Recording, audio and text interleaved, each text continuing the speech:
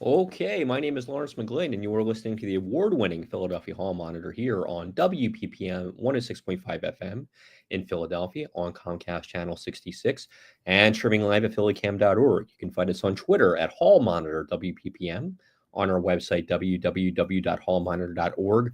We're on Facebook at PHMWPPM. Tonight on the program, we'll be joined by Marissa Waxman, Executive Director of the Pennsylvania Intergovernmental Cooperation Authority, to discuss the approval of Philadelphia's five-year plan. And we'll report on today's SEPTA press conference, where service cuts were announced and the subsequent rally outside of City Hall. And to get us started, I'd like to bring in Lance Haver, our consumer reporter. Good evening, Larry. Good evening to our viewers. It's not a great day for SEPTA riders, as I think everyone knows. Right. It is not shocking to me that SEPTA threatening to harm the riders in the city of Philadelphia is not much of a threat to the state legislature. I am curious who thinks that the Republicans in the state legislature are worried about the city of Philadelphia's urban riders, and why they think saying, well, we're going to take rides away from all those people of color, from all those working poor, from all those people struggling. Why that's a threat to the suburban Republicans and the upstate Republicans, I can't understand. Yeah, it's not. So we were at the SEPTA press conference this morning where they announced what they were doing. So what we're going to see here is, and the reason we're going to play it this way is I want people to see SEPTA say this rather than us telling you what they said. I want people to see them saying what they're saying. And then there's I get to ask a question. I ask two. They get off me pretty quick after the first two questions. And then the last little clip is from a rally that was outside of City Hall right after the press conference, 11 o'clock this morning. And Councilmember Jamie Gaudier explaining why SEPTA is so fundamentally important. But first is the SEPTA press conference from this morning. So here is that video. Sound check. Everything good? Great. Thanks for coming out today. Thanks for coming out. We have a couple significant announcements to make about the possible service cuts coming up. So we're going to hear today from SEPTA General Manager Scott Sauer and Chief Planning and Strategy Officer Jody Holton. And I'm going to turn it right over to our General Manager Scott Sauer to get started. Thank you. All right, good morning, everyone. As you know, we are less than 3 weeks away now from the implementation of devastating service cuts due to the lack of a state funding solution for SEPTA and the other transit agencies across the Commonwealth. Today, we are releasing schedules that will go into effect on August 24th without a funding resolution. These schedules represent an across-the-board service cut of 20%. While we remain optimistic that a funding agreement can be reached in Harrisburg to avert these painful cuts, we are now at a point where we have to focus on making these changes as smooth as possible for our customers. And in order for us to ensure that we have our frontline personnel ready, along with a multitude of support and back-end functions that are necessary to ensure a safe and orderly transition, for a big change like this, we have to set a deadline for implementation. And that deadline is August 14th, next Thursday. What that means is that if August 14th comes and goes without a new state funding solution to address our structural budget deficit, we have to address it ourselves by moving ahead with these cuts that will start on August 24th. The 10 days between the deadline and the start of the new schedules is the bare minimum that we need to complete the multitude of tasks required to ensure that we can safely and efficiently transition service to the new timetables.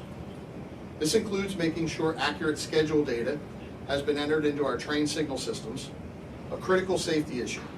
If the signal system has incorrect data, trains could be routed to the wrong tracks. We also have to provide several thousand bus and train operators and support staff with clear instructions for work assignments and ensure that vehicles and other equipment are in place. Time is also needed to prepare data feeds for the SEPTA app, external feeds, digital signage, platform announcements, and bus and train marquees. Inaccurate information can cause confusion for both customers and employees, and lead to further service disruptions. Because of the unprecedented cuts that our riders are facing, I've tasked our planning and operations teams to collapse the schedule implementation timeline so that we could allow for as much time as possible so that a funding agreement could be reached before we have to move forward.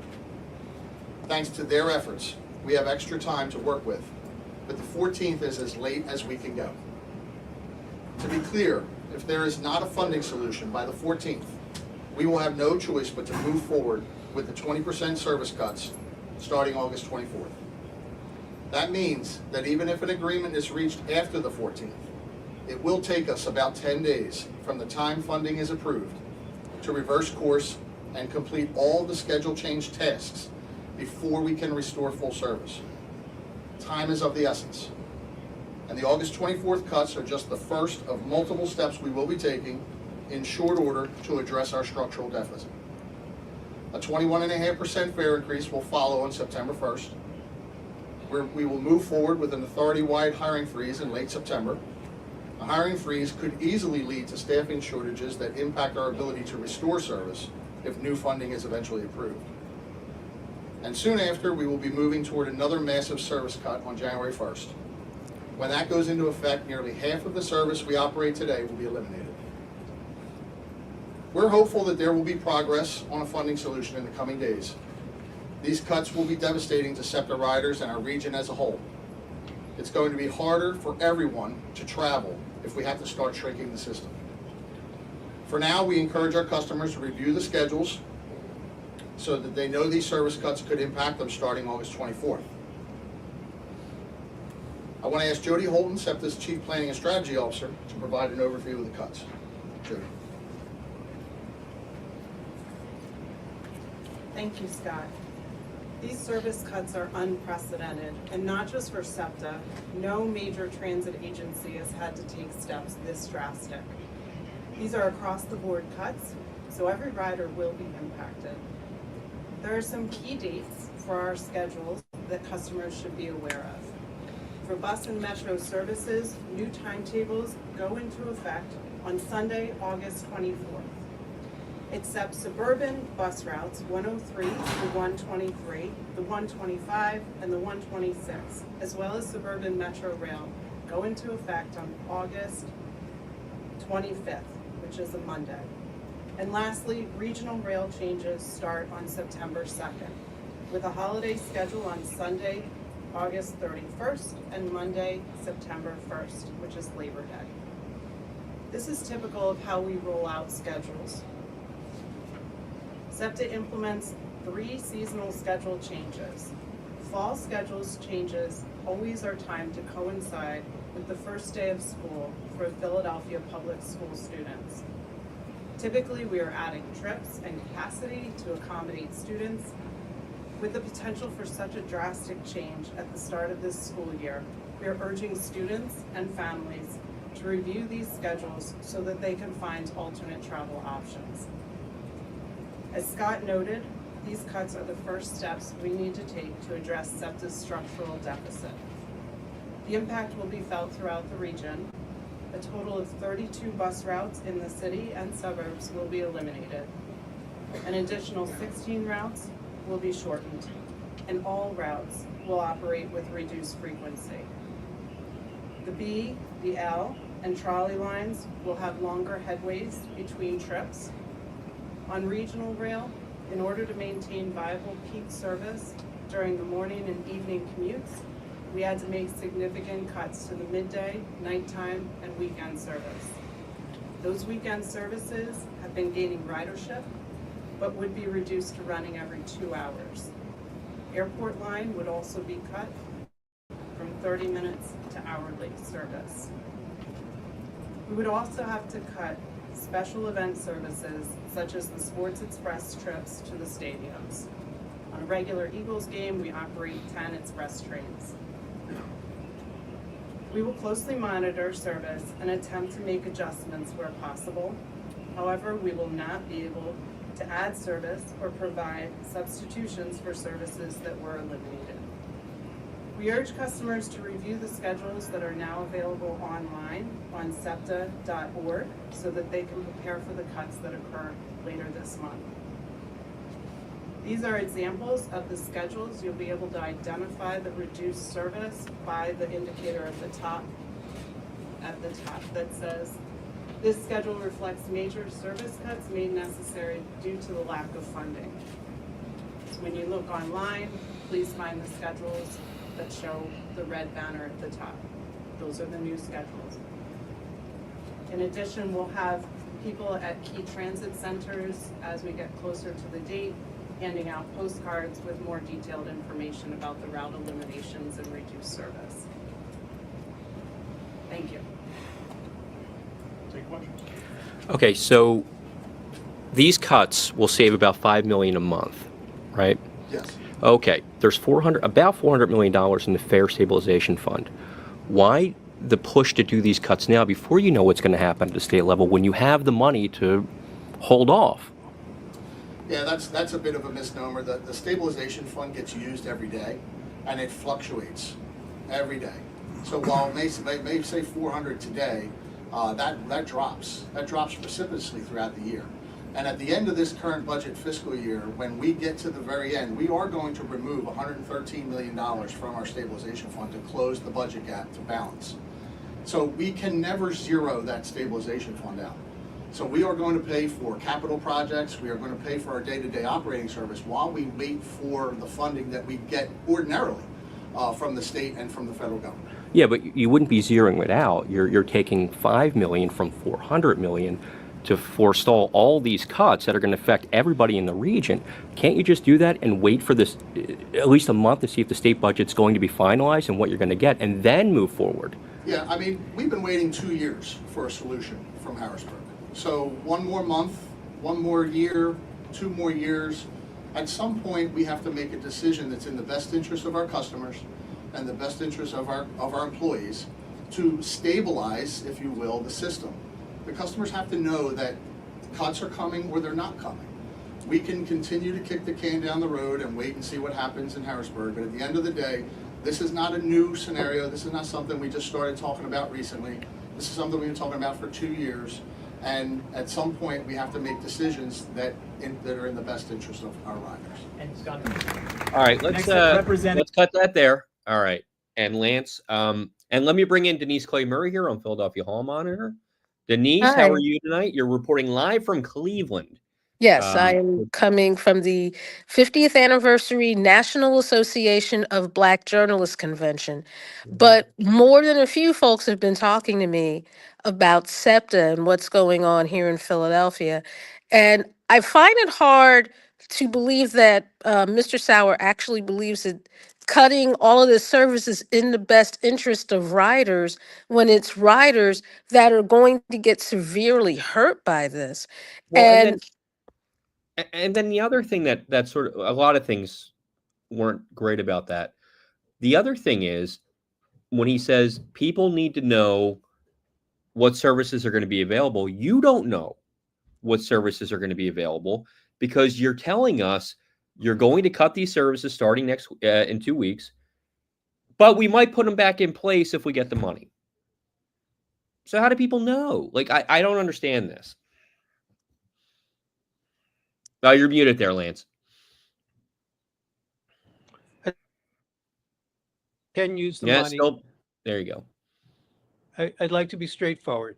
He said, Mr. Sauer said, SEPTA can use the money, but it doesn't want to. It doesn't want to preserve the rides because at some point it may have to end them. It would rather end them now than end them later. The second telling point was there was not a single person from another transit system across the state. And that's a curiosity. If this really isn't a SEPTA problem, it's really a problem of every transit system. Who made the decision to only have SEPTA at this press conference? It seems to me that if the Republican leadership in Harrisburg that doesn't represent Philadelphia, but represents other parts of the state, is going to listen, you'd want to have the transit systems from the Republican parts of the state present to say it's going to affect us as well. But Mr. Sauer chooses not to do that. Instead, he chooses to make it Philadelphia specific. And as a result, it's kind of hard to understand what his logic is. So just to sum up, yes, they're going to use the stabilization fund, but they don't want to use it now. They want to save it for some time in the future, meaning that they're willing to make the cuts now so they can keep money in the bank. 2, they are going to use the money. They just don't want to use it to preserve the system as it is now. And 3, they care so little about the story, the narrative that they're telling, that they didn't bother to bring in a CEO, general manager, a leader from any other transit system to speak. Not even a member of the Transport Workers Union to speak, just SEPTA's management, which apparently cannot wait, and literally cannot wait to make these cuts. So I still can't, I don't understand why, this $5 million can't be used again for 1 month. And I know you explained it, Lance, but it's very frustrating. And then the other part, well, we need it for infrastructure. Well, if you're cutting 20% of the bus service and train service, well, then that's 20% less for infrastructure. I just don't understand where this is coming from and where.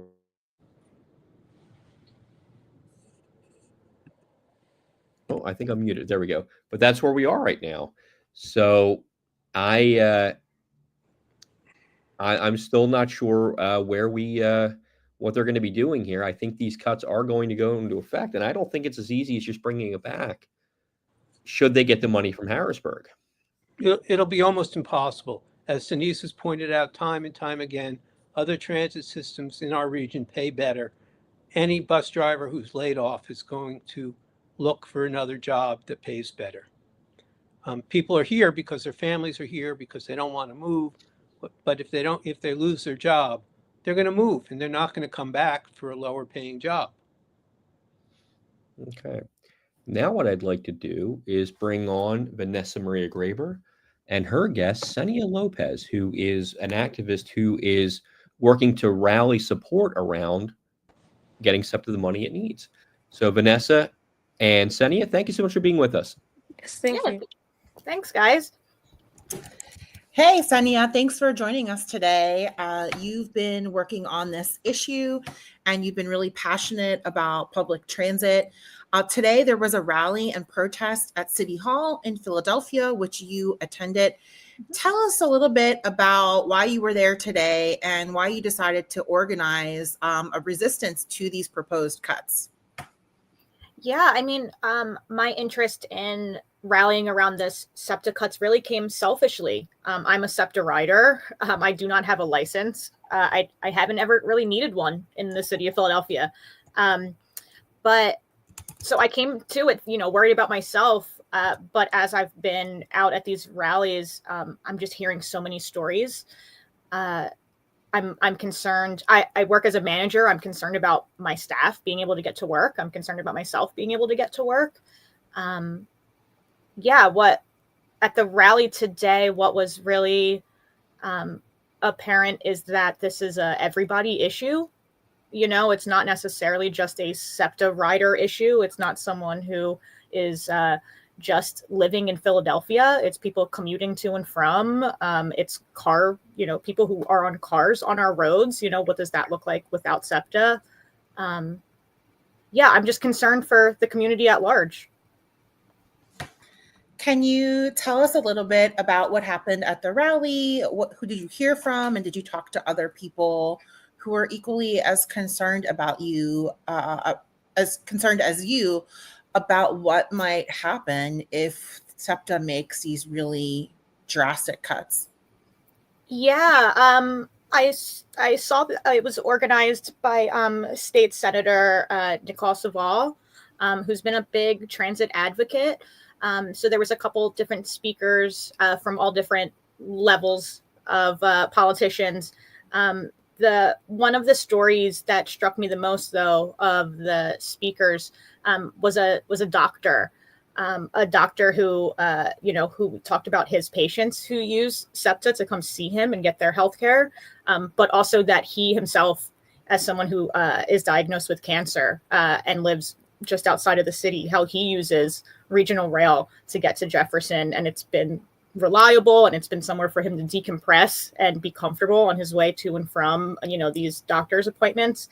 And I think it's just really powerful to hear from, kind of everyday people and workers, and not necessarily just the people in politics, because some of that can be really confusing, and you don't necessarily know if they're playing politics or what's happening there. But to hear from people, to hear from a doctor who his whole goal is to help people, and he's being helped by SEPTA, and he's helping patients via SEPTA. So yeah, it's a lot of stuff going on.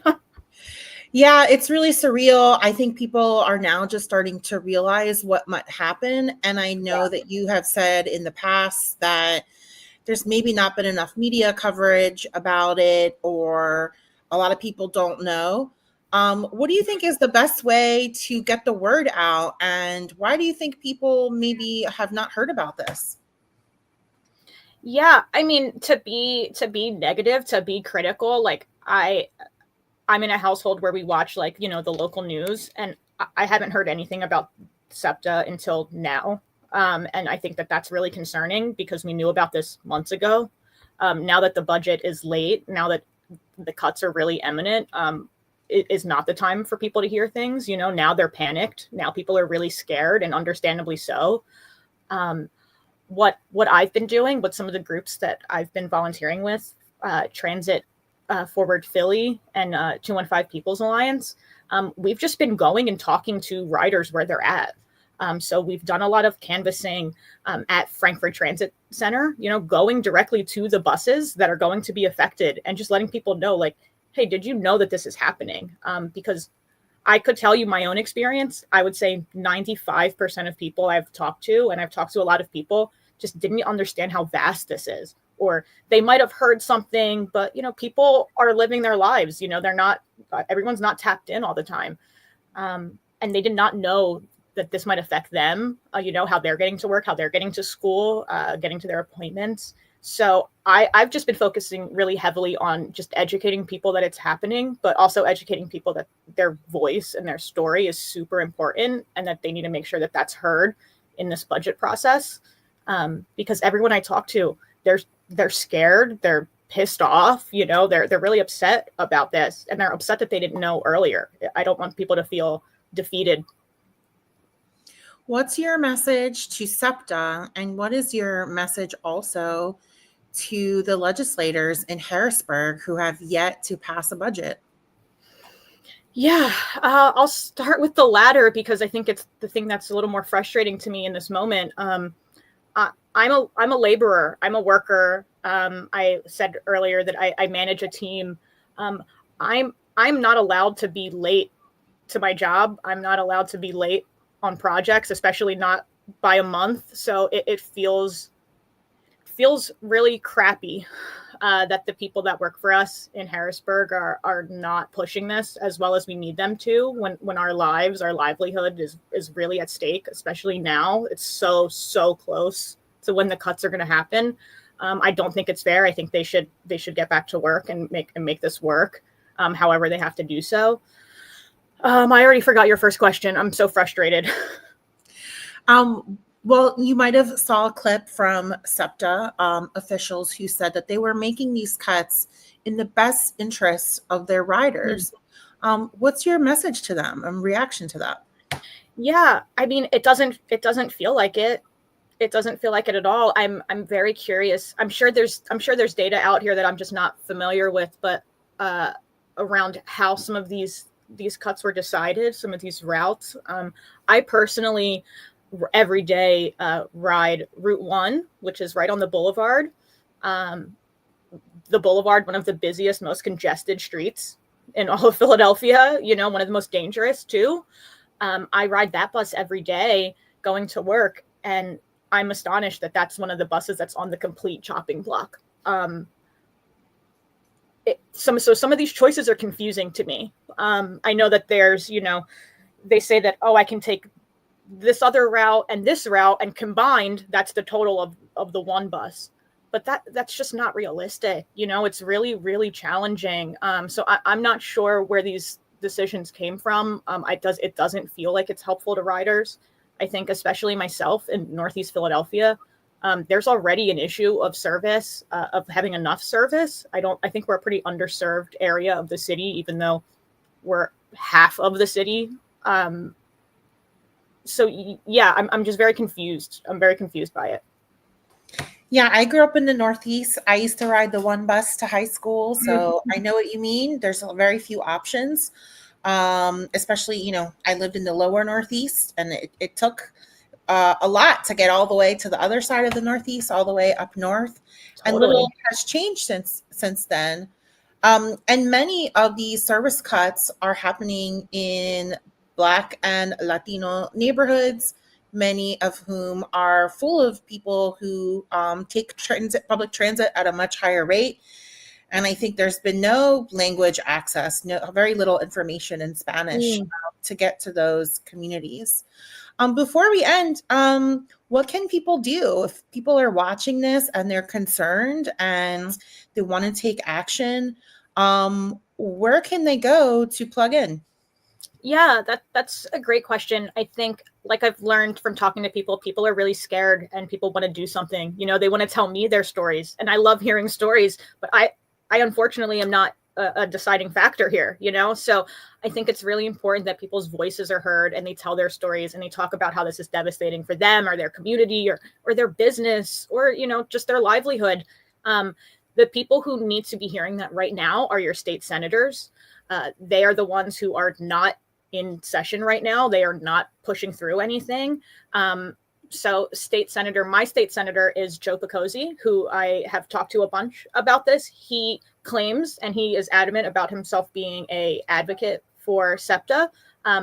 He's also he's new to his job. So I think, unfortunately, he's not pushing this as hard as we need him to in the Northeast. So you can call his office, you can email him, you can also talk to the Senate lead, who is Senator Pittman.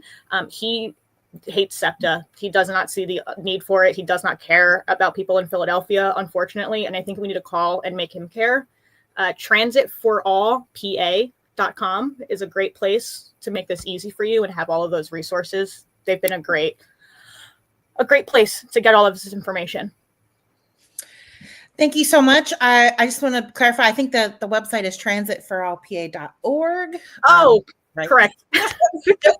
Make sure people find the right link. Sanya Lopez, thank you so much for sharing your story, for organizing around this, and for sharing this important information. And as you'll know, we'll continue to cover this on the Philadelphia Hall Monitor. Thanks for joining us today. Yeah, thank you. Thank you so much. All right. Well, you heard it from a SEPTA rider and somebody who has been organizing to resist these efforts, who gave a number of different ways that people can take action or learn more about what's happening. You can also visit at hallmonitor.org to see all of our previous coverage about the SEPTA cuts. Our very own Lance Haver has been to many, if not most, of the SEPTA hearings and has provided excellent commentary and coverage on the issue. So I'll send it back to you, Larry, Denise, and Lance. All right. Thank you, Vanessa. And thank you, Senia, for joining us on the show tonight. Now what we'll do is we're going to play our interview with Marissa Waxman from PICA, the Pennsylvania Intergovernmental Cooperation Authority, to explain the final step in the budget process that sort of gets overlooked, but it happened just last week. It's the approval of the PICA board for the city budget. And here's Marissa Waxman now to explain to us how that works. All right, Marissa Waxman, thank you so much for joining us. Oh, thanks so much for having me. So can you walk us through, well, before we even get to that, you have had so many, what I would call high-powered public finance positions. You worked for I'm drawing a blank on it right now. The Federal Reserve. Actually, the U.S. Treasury. I was in the U.S. Treasury, U.S. Treasury for a bit at the tail end of the Biden administration. Yeah. And you were budget director for the city. Yes. And now you run PICA. Um, so can you tell us a little bit about what PICA does and what it is? Sure. So PICA, and it stands for the Pennsylvania Intergovernmental Cooperation Authority, came into being in the early 1990s because there were folks in Harrisburg, stakeholders in Philadelphia, who were very worried that the city was on the verge of bankruptcy, that a number of changes had happened in the 1980s, changes in federal policy, a lot of different things in the city's labor cost, that by the time the city got to the early 90s, the revenues that the city had projected weren't showing up and couldn't cover all of the costs that the city was contributed to. Sort of, I've heard stories of things like, we'd have police recruits go through the academy, not enough money to, give them uniforms, not enough money to be sure that the city was going to be able to make payroll, pay its vendors. And so rather than let the city enter bankruptcy, PICA was created to get Philadelphia out of that immediate financial emergency and sort of set up a structure and a support system to make sure that Philadelphia didn't fall back into that level of fiscal distress. And so in the early 90s, what that looked like was borrowing a bunch of money on the city at the time. Couldn't borrow money. No one would lend it at anywhere near a reasonable rate. And so PICA was able to borrow money, and that would allow the city to get rid of its deficit, pay its vendors, pay its people, as well as handle some deferred capital projects. A system initially that said, okay, so until all of that money is paid back, the city has to do a 5-year plan. It has to meet certain requirements.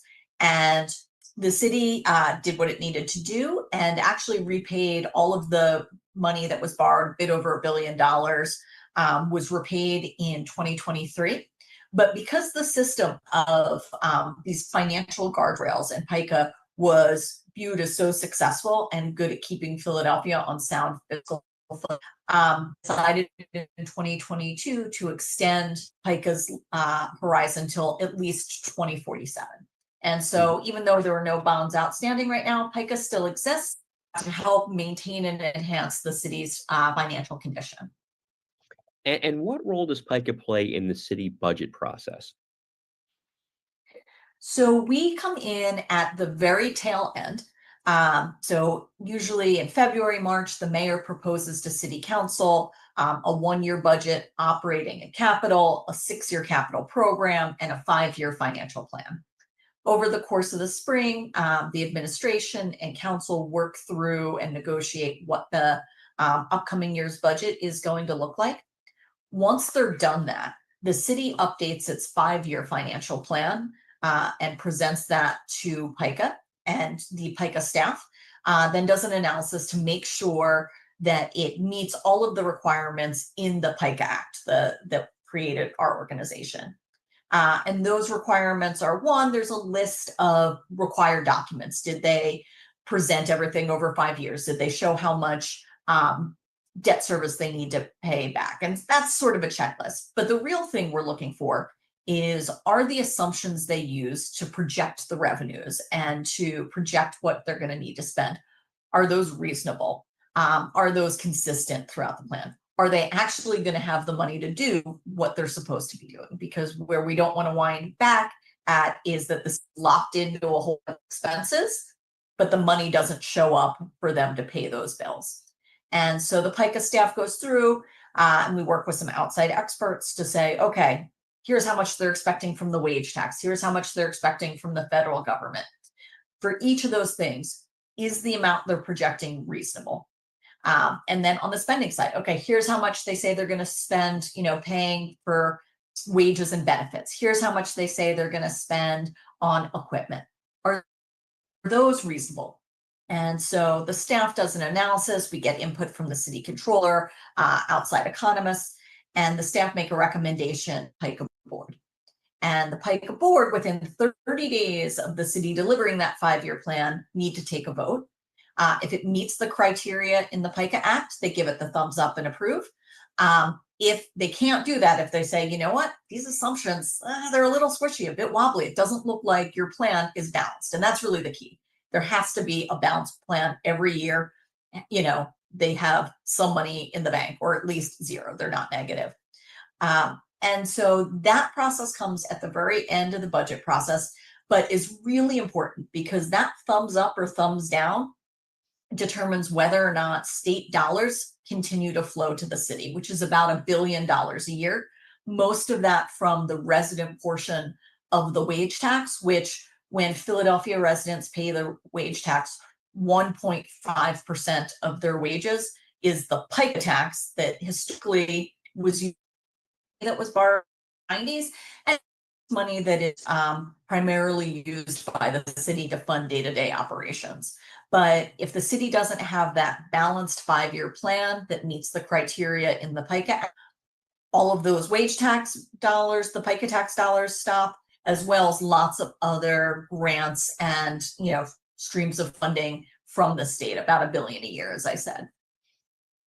So the report that PICA put out last week mentions some possible risks with this budget. Can you walk us through those?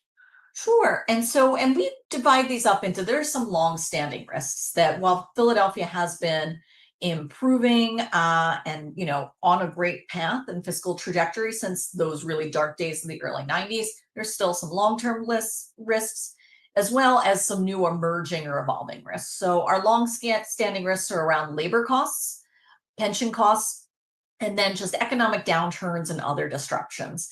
And so, about 2/3, or at least 60% of the city's budget is those sort of people costs. So wages, health benefits, and retirement benefits. And that's because a lot of what the city does requires people to do those things. But any sort of large swings in that or failure to properly anticipate how much those are going to cost can be a real risk for the city. And so in terms of the wage costs and like the employee, like health benefit costs, one of the things that the city has done to mitigate that risk is put in a labor reserve. And so, obviously everybody knows that some contracts, well, actually all 4 of the city's union contracts were up as of July 1.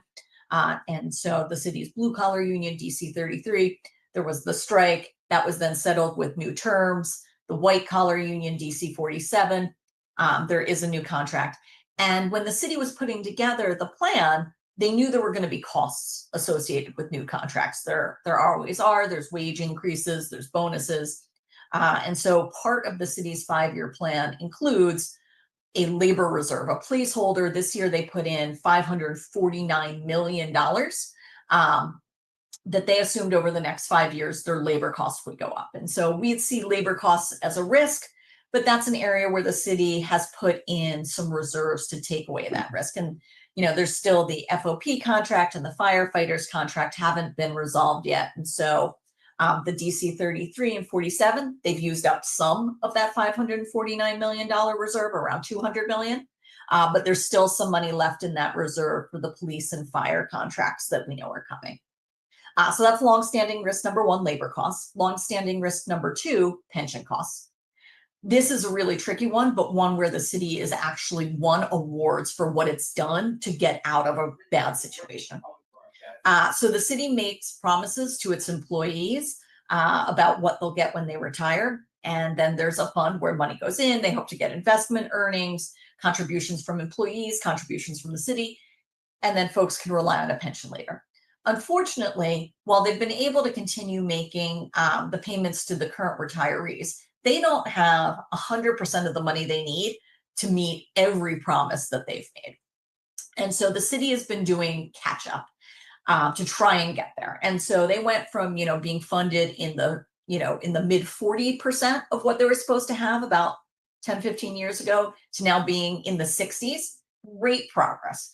But they're actually now continue to be on track to get to 100% funding by 2033.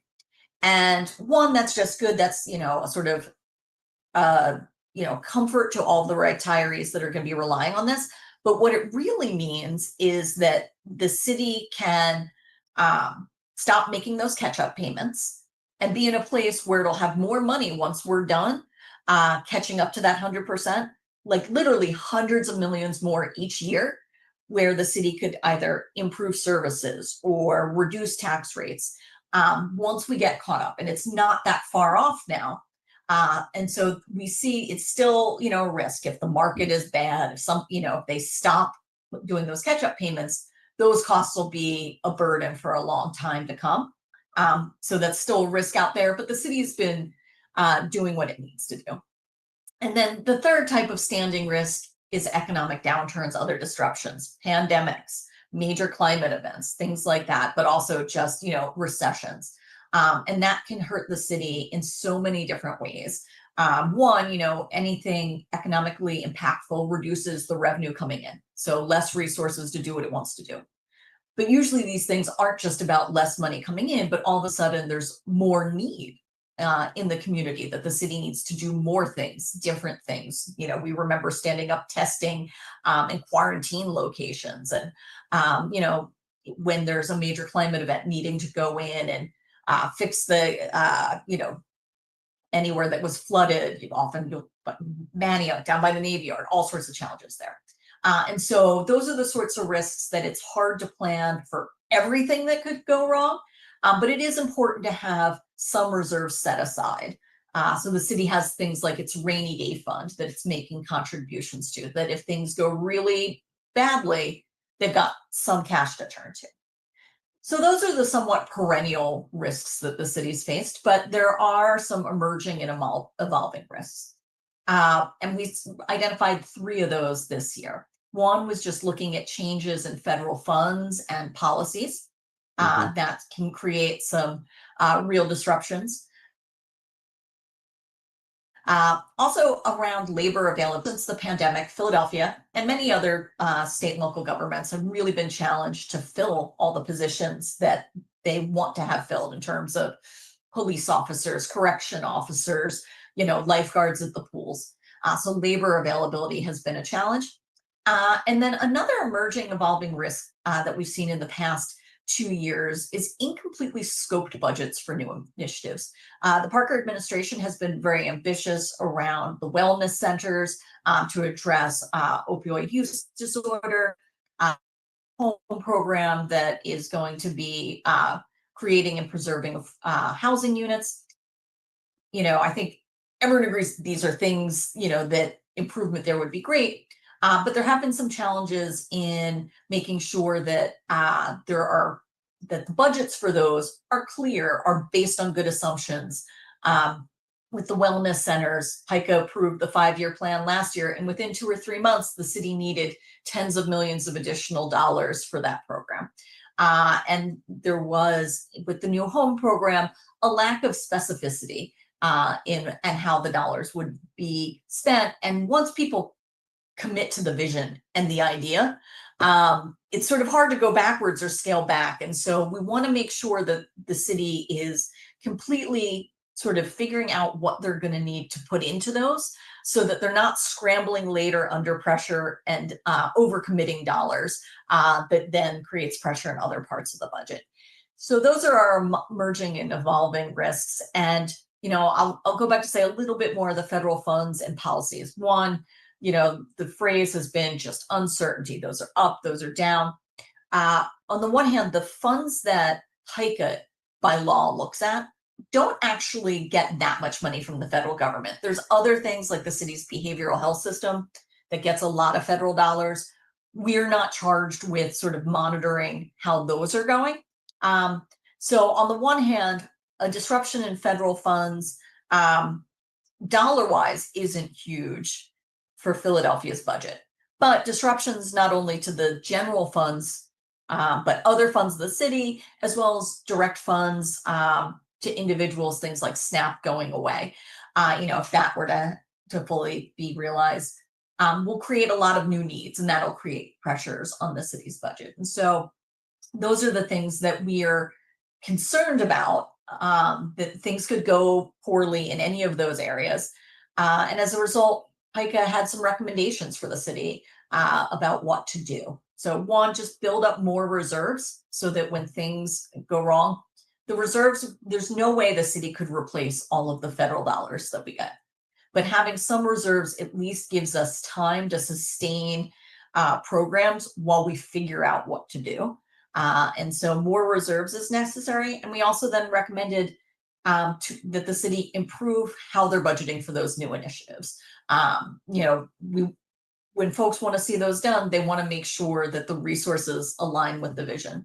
And so those were the two recommendations PICA had for the city looking at this 5-year plan, was more reserves and really tighter, better advanced looking budgets for new initiatives. What were some of the strengths of this this budget and this proposed 5-year plan? So one of the great things, simply by having a 5-year plan, Philadelphia, unlike a lot of cities, can't kick the can, can't use gimmicks to hide problems. So simply built into this and the exercise of looking at a 5-year timeline, not just one, is that Philadelphia is in a great position to sort of come to terms with the end of the COVID funding. So Philadelphia got $1.4 billion from the American Rescue Plan and deployed that in a number of different ways, mainly to just sort of fill in for revenue losses. But by having a 5-year plan, the city always sort of had a soft landing. It drew down that money a bit by bit by bit. It's going to draw down the last bits of that early in this plan. And the deadline to spend the bulk of it has already passed. And so Philadelphia had already built in a plan to continue to sustain its current funding. It knew where it might need to pull back. So that's one of the best things about this. There's a lot of cities that are facing what's called a fiscal cliff, that they were just like, okay, we've got money, we've got money, we've got money. Oh my God, there's no more money this year. And that meant, lots of programs, being dialed back, not being able to sustain things. But Philadelphia's 5-year plan knew that was coming and didn't try and hide it. So that was great. Another thing that we can see in there is that commitment to continuing to get to 100% funded in the pension. And so we can see that the city has built in to not only make those minimum payments that we have to by law, but make those catch-up payments so that we can get to a fully funded pension system. And so we're really glad to see that is in this plan. And that includes one really big balloon payment that the city has to make in fiscal year 29. They've planned for that. We can see it. We can see how, just like if you're paying your budget, you have a big payment coming up, you might structure and schedule things to pay some stuff before that big payment's due, some stuff later. The city's done the same thing with its debt service or repayment of other borrowed funds. And so we can see that they're being really thoughtful about when they have to make those payments and meeting those obligations. And some of the other stuff we see is things like that labor reserve. Up until a couple of years ago, the city didn't really acknowledge in its budgets that new contracts would inevitably have new costs with its workforce. And so that level of planning and transparency is really something we now look for in the city's 5-year plans to make sure that, they're acknowledging knowable upcoming costs, even if they're not locked in yet with new contracts. So those are some of the really good things that we see in there from a fiscal point of view. And PICA, we don't really get into the policies and things like that. We have democratically elected leaders. They're still in charge of the vision of the policy. PICA's job is really just to make sure that the financial resources align with what the city's vision and game plan is. So we're a bit different than places like the Receiver in Chester and other places where the oversight authority makes decisions about what services happen, which ones don't. That's not really our role. All right. I'd like to bring in Denise Clay-Murray here on Philadelphia Hall Monitor. Hi, Melissa. Thank you for joining us. Nice to see you. How are you doing today? I'm good. How are you? Good. So now that the budget process is over and PICA, has made its decision on the 5-year plan, one thing I've always wondered is, has PICA ever turned down a 5-year plan, and under what circumstances? So that's a great historical question that I don't know for sure, but here are some things that I do know. There have been times where the city has put in a plan and then something's happened. A new labor contract came through, or there was an economic downturn, and they said, wait, another try. And so that sometimes has happened. Also, there are other times where things change. A plan was approved, but then the facts on the ground change, and that triggers a revision to the plan. And so these are living, breathing documents that as the situation changes, we can reassess and have the city go back again. So I should actually learn whether or not there are times that they've been actually voted no, but oftentimes we've really got the word cooperation in our title for a reason, and realize that reality isn't aligned with what's in that plan. The state law builds in opportunities to go back, revise, and improve until the plan can actually meet what's required by law. Okay, now how closely do you all work with the state in terms of Philadelphia's budget?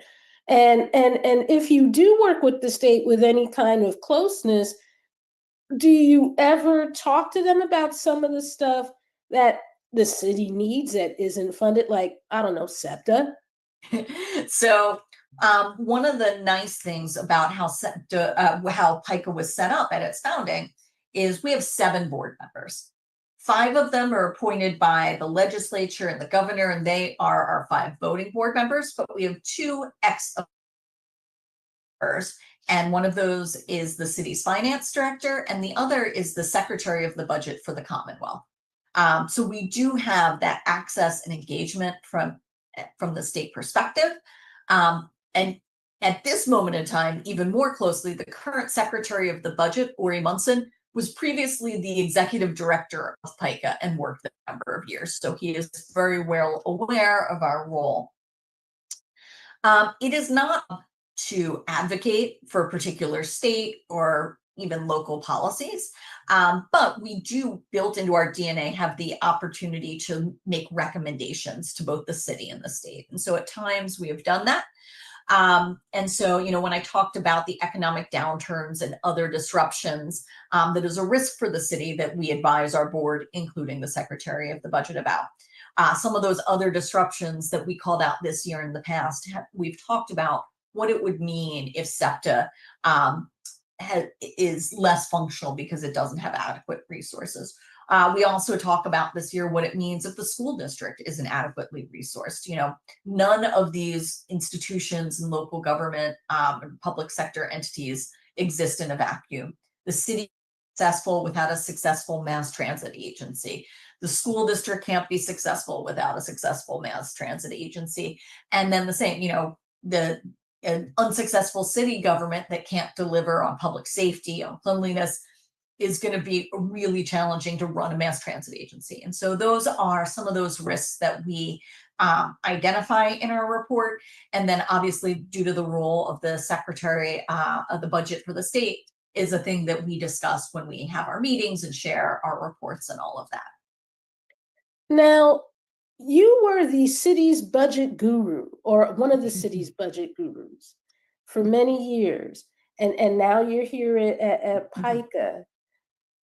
Are you, I guess, what have you been able to use from what you did as part of city government to kind of help PICA better understand some of the city's functions? And another question I have, that part 2, is how important is it for a city to be able to borrow money? Because you were talking about, you know, how, you know, the city couldn't borrow money for a cup of coffee at one point. But, you know, how important is it for a city to be able to borrow money? So I'll start with your first question, which is, you know, what does my past experience bring to this role of oversight? You know, I know that you guys are some of the few who have actually looked at the budget detail, which are about 3,000 pages of Excel spreadsheets each year. And that is oftentimes only scratching the surface of what is going on for this, you know, more than 20,000 people providing so many different services as a city and county, and knowing what the plans are. So what I bring is actually, having been the budget director, a real deep understanding of what is the structure of the budget, what's in there, what's not in there. what is in other budgets, other organizations. And so that's really helpful for me just to understand that structure. I teach state and local budgeting at Temple in their Masters of Public Policy program. And, I know that every city does it differently. And that it can be really hard to translate from a budget into how does that feel in your neighborhood? How does that feel in your community? And so what I bring to this position is understanding sort of the public facing side as well as understanding the numbers behind it. I'm a city planner by training, not an accountant. So it's a little bit of a jack of all trades thing, trying to understand all those different pieces. And so one of the pieces that's really important to understand is what is the role of rating agencies? Do we need to borrow funds? And really what the funds do is borrow funds is an incredible multiplier. You generally never want to borrow for day-to-day services. We don't want to be paying back 20, 30 years from now for, picking up the trash last week or, somebody's visit to a health center last week.